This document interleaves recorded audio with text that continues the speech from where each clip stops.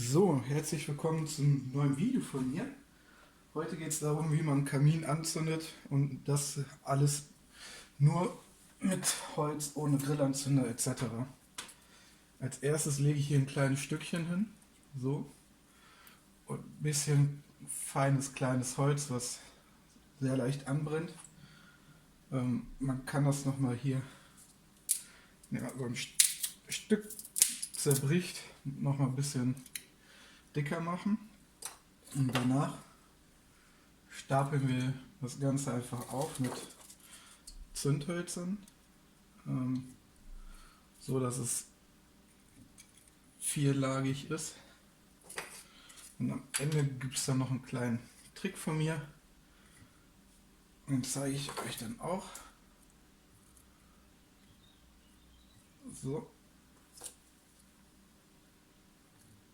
Und am Ende lege ich hier mal ein großes Stück hin, das ungefähr so liegen sollte, dass wenn das abbrennt, hier reinfällt und dann die letzten die letzten Hitze gibt, um die großen Scheite anzubrennen. Wir haben das extra so gestapelt, damit das Holz von oben nach unten brennt. Wir machen die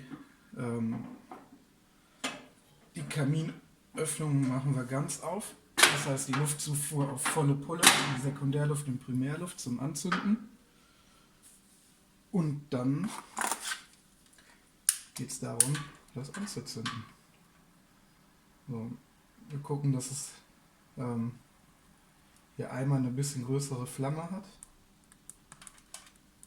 So, das sieht gut aus. Und dann heißt es nur, Klappe zu.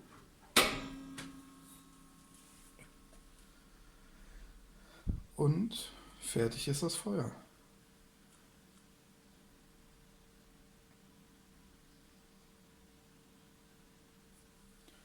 So wie ihr gleich im Video noch sehen werdet, ich werde das ein bisschen vorspulen, weil das doch länger dauert mit der Methode,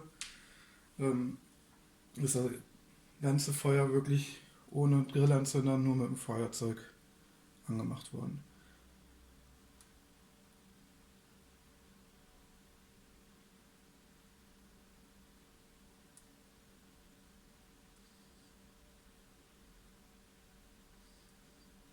Und wer es mag, dass es knistert beim Feuer, dann müsst ihr am Ende immer ein bisschen Tannengehölzer da reinpacken und dann hört man auch das Knistern.